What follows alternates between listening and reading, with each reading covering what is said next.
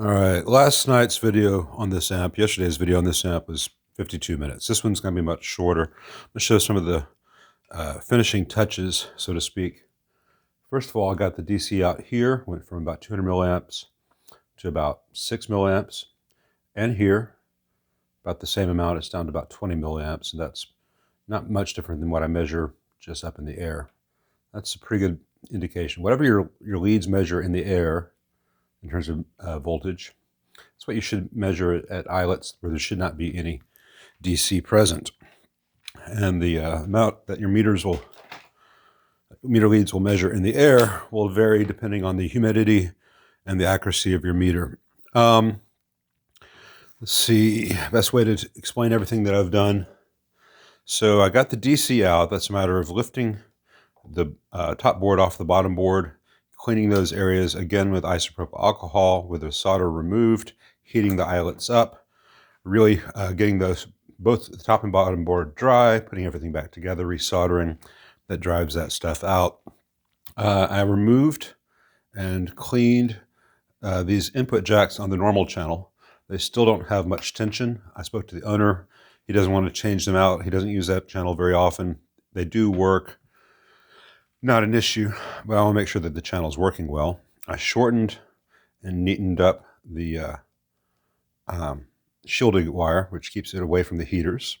I've confirmed that the heaters are good and stay on. I've cleaned all the tube sockets, which got a lot of the stray noise out. Let's see. The bright switch on the reverb channel, the vibrato channel, was intermittent, and I fully disassembled it, as you can see here, and cleaned it and tried to put it back together, but the phenolic itself had developed a bulge in the middle, so it just wasn't making full contact, and so that was an unsuccessful repair. So I put in a new switch. You can see the new compared to the old, and the new switch is actually better built, and it's working just fine. I also noticed that all the knobs were on wrong. They weren't lined up the same way they should, as you can see here. So I took them all off and I cleaned the panel, and I made sure all the nuts for the potentiometers were tight, and I put the knobs back on so that all the numbers are aligned. And you can see the 68 has a different 8 than the previous ones. The previous ones, I'm not sure what year they switched, maybe 66, 67, had what's called the Snowman 8. And you can see the Snowman 8 here on this early 64 twin reverb I have here. And that's pretty much only something you can find on the originals. The reproductions look much more like this 68. And people pay a lot of money for Snowman knobs. I think it's a bit silly to do all that. It's just a knob.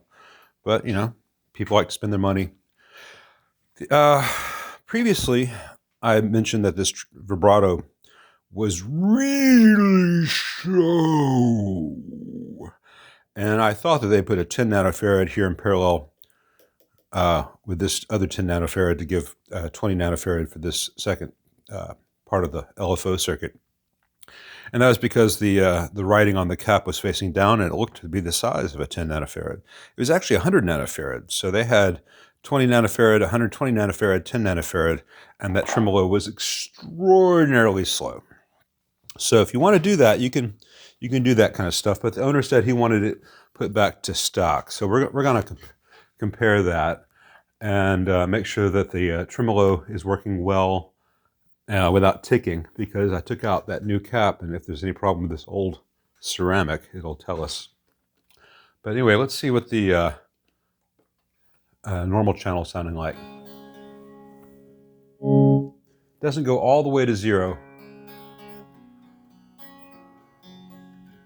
That's most likely the preamp tubes that are in here. As much money as the owner is spending on this, he can change out preamp tubes himself down the road.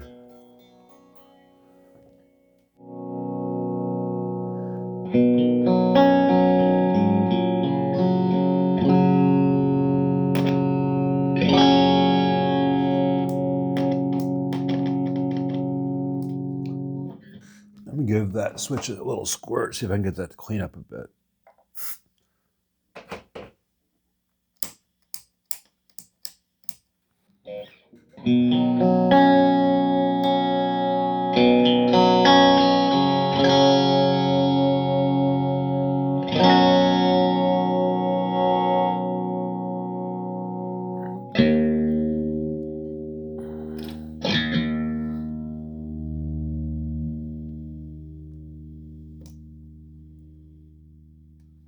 That's all sounding right.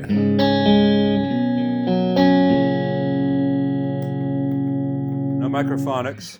And getting that DC off that node right there. Got rid of the rest of the rushing water noises there. Rushing water noises. Here's a vibrato channel.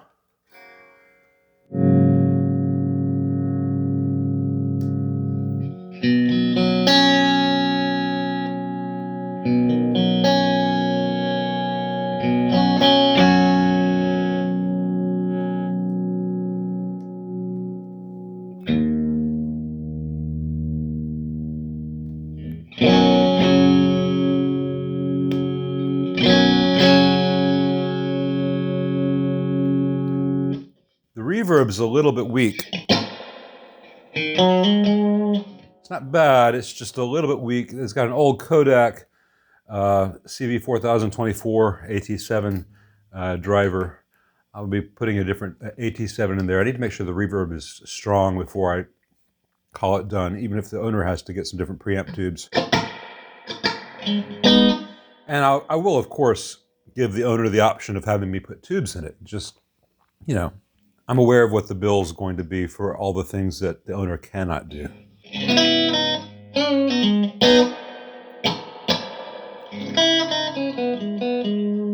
Just a little bit weak.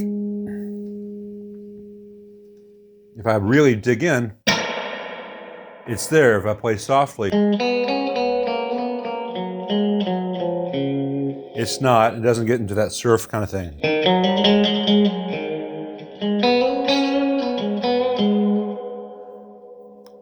So I'll play around with that. I'm gonna try a different driver tube first.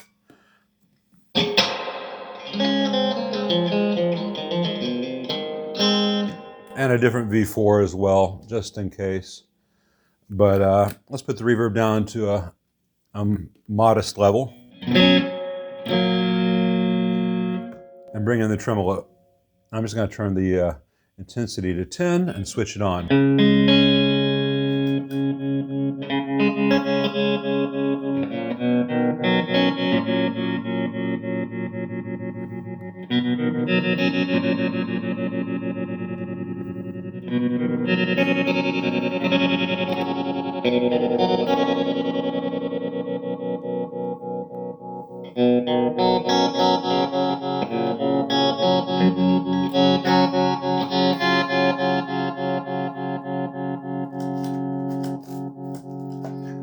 So it starts and stops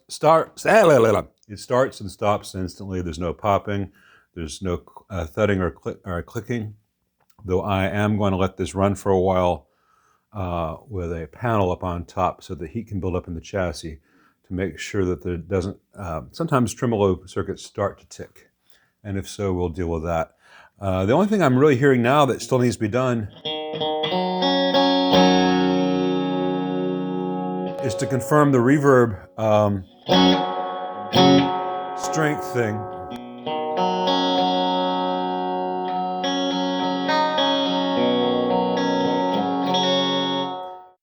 Little addendum to the reverb issue. I had a weak triode in V5A, so changed to a different V5. That helped.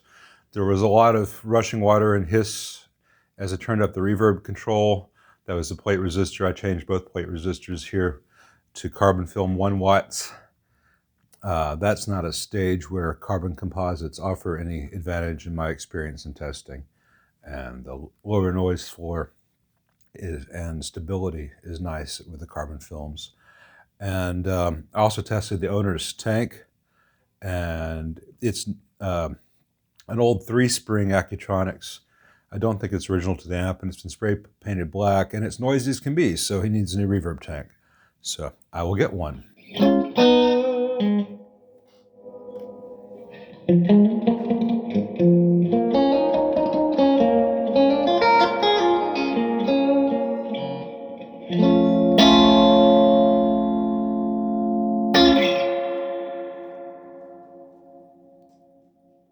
The nice reverb trail off was probably spoiled by my wife walking through the living room. Such is life.